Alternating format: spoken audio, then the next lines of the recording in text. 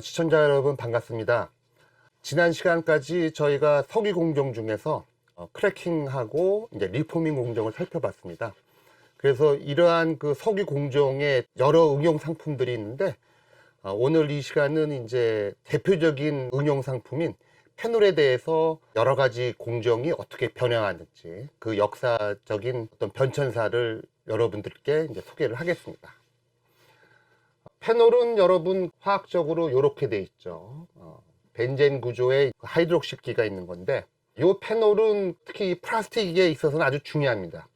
왜냐하면은 상업용 플라스틱으로 치부될 수 있는 최초의 플라스틱이 바로 페놀 수지입니다. 페놀 수지는 1909년도에 벨기에 태생인 이제 베이클랜드가 페놀과 포르말데하이드를 반응을 시켜서 만든 최초의 플라스틱이고, 이 베이클랜드의 이름을 따서 베이클라이트라고 하는 이제 브랜드 이름으로 팔기 시작을 했습니다. 지금도 이 페놀 수지는 다양한 분야에서 사용되고요. 특히 이제 페놀과 포르말데하이드를 반응시키게 되면은 대표적인 그 고분자가 노볼락이라고 하는 고분자와 이제 레졸이라고 하는 이런 고분자의 두 가지 타입으로 해서 지금도 이제 사용되고 있는 아주 중요한 고분자 플라스틱입니다. 당연히 이 페놀 수지를 만들려고 그러면은 당연히 페놀이 필요하고요. 이 페놀을 만드는 제법이 그동안에 어떻게 변천되어 왔는지 그걸 한번 소개를 하겠습니다. 최초의 페놀은 석탄, 이 코를 먼저 이제 카보나이제이션, 탄화를 시킨 다음에 탄화 과정 중에서 석탄의 일부가 이제 산화가 되고, 그러한 이런 탄화물을 이제 증류를 하게 되면은 페놀을 얻게 됩니다. 근데 보통은 이제 이러한 방식으로 페놀을 얻게 되면은 수율이 아주 낮아요. 보통 한 3%, 3% 이하이기 때문에 이 프로세스는 나오고 나서 금방 사라졌습니다. 두 번째 방식으로는 이제 벤젠을 갖고 시작한 프로세스가 등장을 했죠. 그래서 이제 이러한 벤젠을 먼저 설퍼라이제이션, 황산을 이용한 설퍼라이제이션 공정에 의해서 벤젠에다가 술폰산을 이제 도입을 하고, 요건 바로 이제 벤젠 설포닉 애시드가 되는 거죠. 요 벤젠 설포닉 애시드를 이제 가성소다 존재하에 고온에서 열분해를 시키게 되면은 이제 페놀을 얻게 됩니다. 페놀 외에도 소디움 설페이트라고 하는 보통 이제 유리 제조에도 쓰이는 어떤 원료도 얻게 돼서 요 프로세스 같은 경우는 이제 페놀도 나오고 소디움 설페이트도 나와서 부산물도 또 팔아먹을 수 있어 갖고 나름대로는 괜찮은 프로세스였지만 전체적으로 아주 고가 프로세스예요. 왜냐하면 이제 설퍼를 이용한 케미스트리이기 때문에요. 세 번째로 나온 프로세스는 이제 벤젠에다가 크로린, 염소를 반응을 시켜서 일단은 크로로벤젠을 얻게 됩니다. 이 크로로벤젠을 가성소다 존재하에서 고온 고압 조건에서 이제 반응을 시키게 되면은 요 Cl 대신에 요 OH-가 이제 들어오죠. 보통은 요거는 이제 유기화학에서는 이제 아로마틱 뉴크로필릭 서브스티션 반응이 일어나서 이제 페놀을 얻게 됩니다. 요 방법도 나쁘진 않았지만은 요 크로린 자체가 이 고가 원료예요. 그래서 요 크로린은 여러분 그동안에 몇 번 소개를 했지만은 크로린은 보통 바닷물에 있는 NaCl을 보통 이제 전기 분해를 해서 우리가 염소를 얻게 되는데 요 염소 자체가 고가 원료예요. 그래서 요 프로세스도 어느 정도 이제 사용되다가 그 다음에 이제 좀 다른 프로세스를 원하는 그런 욕구가 이제 생기게 되겠죠. 그러다 보니까 벤젠 말고 좀 다른 원료로 접근하는 방식이 탄생을 했어요. 그 방법은 이제 벤젠 대신에 이제 톨루엔을 사용하는 요 방법. 요 방법은 톨루엔을 산화를 시키게 되면은 첫 번째로 벤조익 애시드를 얻게 됩니다. 요 벤조익 애시드를 더 세게 산화를 시키게 되면 이제 우리가 이제 페놀을 얻게 되는 거죠. 나름대로는 좀 저가의 원료를 사용하고요. 그 다음에 수율도 높은 페놀을 얻을 수 있어서 한동안은 요 네 번째 프로세스도 이제 많이 사용했던 이제 방법이에요. 요 같은 경우에 이제 저의 표현은 이제 꽝 대신 닭이다. 그동안에는 이제 벤젠을 위주로 해서 페놀을 만들기 위해서 이제 벤젠이라고 하는 스타팅 머티리얼을 사용을 했는데, 요 방식 대신에 예를 들어서 다른 원료로 접근하는 요 네 번째 방법. 그래서 이제 꿩을 목표로 하는 것 대신에 닭으로 이제 접근을 해서 어느 정도 성공한 프로세스입니다.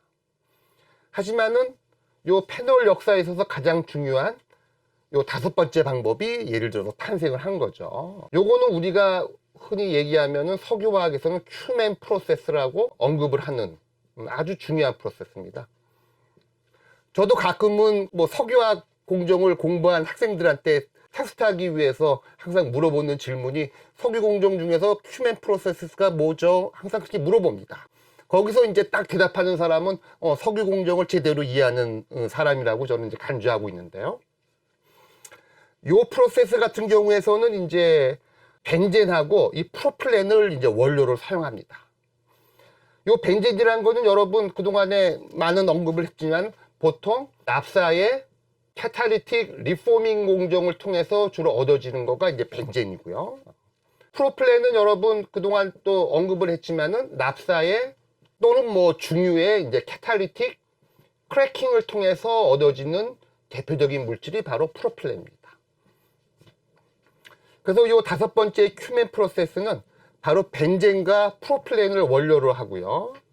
그 다음에 이제 저건 이제 인산을 사용해서 이제 산 촉매하에서 이제 반응을 시키게 되면은 큐멘이라는 것이 이제 만들어지는데, 요 큐멘은 화학적인 구조는 벤젠에 이렇게 프로필렌이 부가돼서 이렇게 아이소프로필 구조를 갖고 있는 요 구조의 화합물들은 우리들은 큐멘이라고 이제 부르게 됩니다.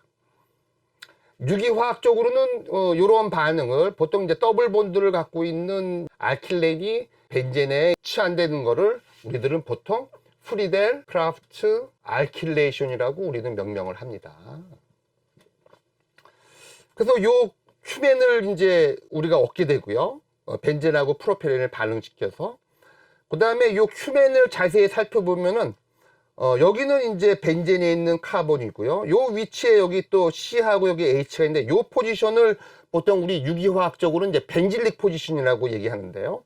요 벤질릭 포지션은 아주 리액티브하고 보통 이제 라디칼 반응도 잘 일어나는 유기화학에서는 이제 잘 알려져 있는 건데, 요 벤질릭 포지션을 갖고 있는 이러한 그 큐멘을 특히 에어 옥시데이션, 공기 중에서 산화를 시키게 되면은 요 위치에 예를 들어서 산소가 들어가서 산화가 돼서 이런 구조가 생기게 됩니다. 그래서 이 구조를 자세히 보면은 이제 벤젠이 있고요. 여기 아이소프로필이 있고 옥시전, 그 다음에 하이드로전이 있는 이런 구조를 얻게 되는데, 이것들을 우리들은 큐멘 하이드로 퍼옥사이드라고 명명을 합니다. 이러한 큐멘 하이드로 퍼옥사이드는 황산을 쓰는 이제 산 촉매 조건 하에서 분해를 시키게 되면은 요 큐멘이 이제 분해가 돼 갖고 페놀이 나오고 그 다음에 이제 아세톤이 우리가 부산물로 얻을 수 있게 됩니다. 요거는 우리가 원하는 프로덕트고요.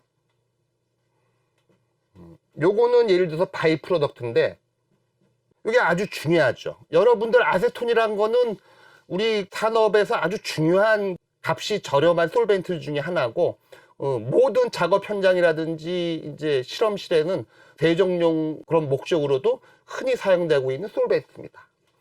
근데 이 프로세스를 예를 들어서 자세히 보면은 페놀을 목적으로 이 공정이 개발돼서 페놀을 값싼 프로세스에 의해서도 얻을 수 있지만은 무엇보다도 이 아세톤이라고 하는 중요한 부산물을 얻게 돼서 이 페놀도 우리가 이제 팔아먹을 수가 있고요. 그 다음에 이제 아세톤도 팔아먹을 수 있어서 요거는 어떻게 얘기하면 꿩도 먹고 알도 먹는 대표적으로 성공적인 이제 공정입니다. 그래서 요 다섯 번째에 있는 이 큐멘 프로세스가 등장하고 나서는 이 앞에 있는 모든 프로세스가 이제 사라지고 요 프로세스에서 대체돼서 지금도 페놀을 만드는 공정은 이와 같이 다섯 번째 요 프로세스에 의해서 진행됩니다.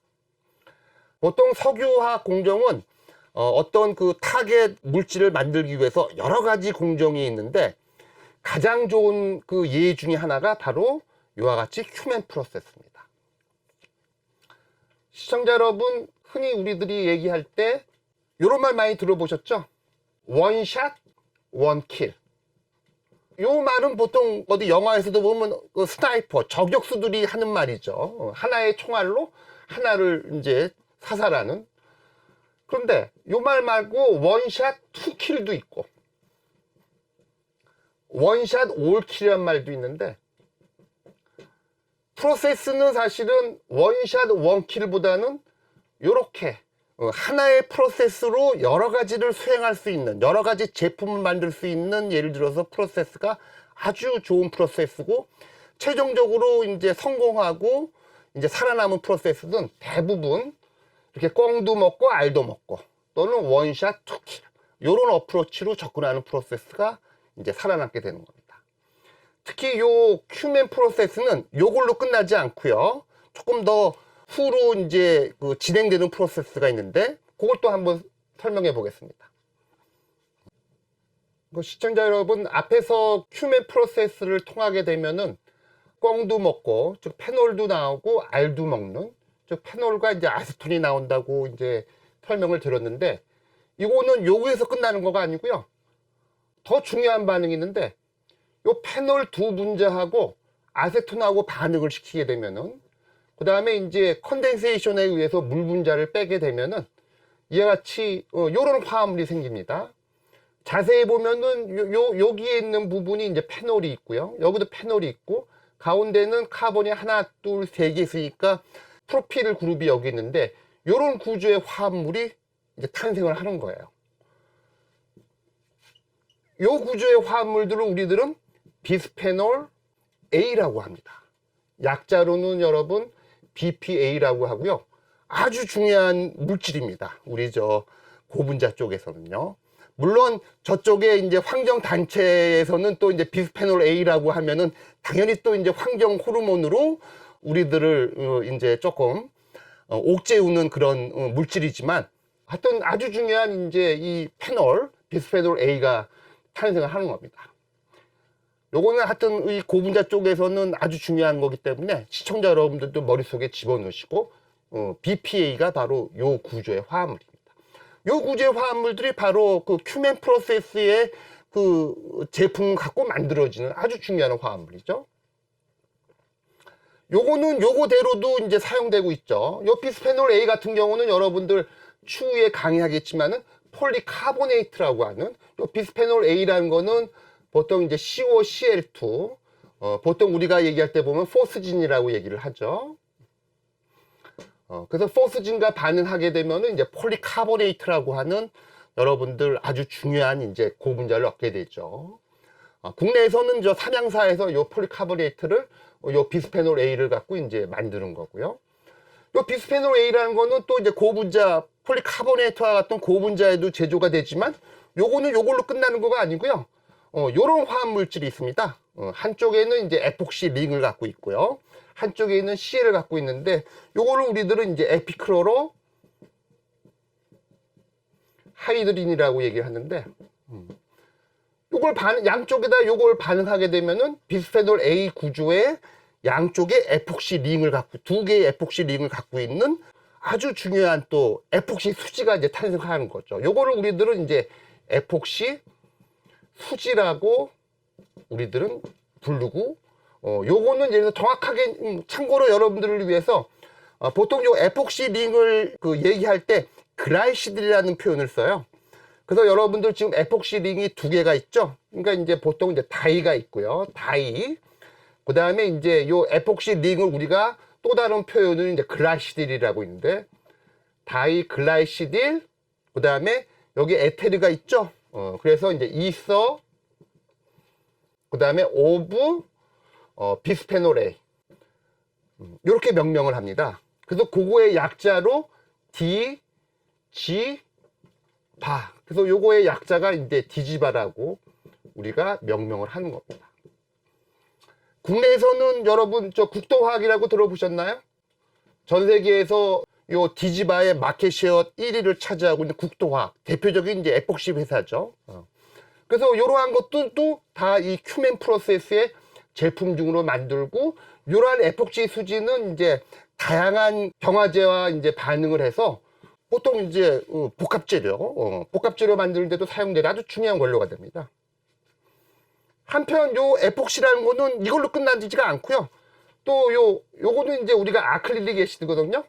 아크릴릭 애시드하고 반응시키게 되면은 요 에폭시가 또 이제 아크릴레이트로 바뀌게 돼요.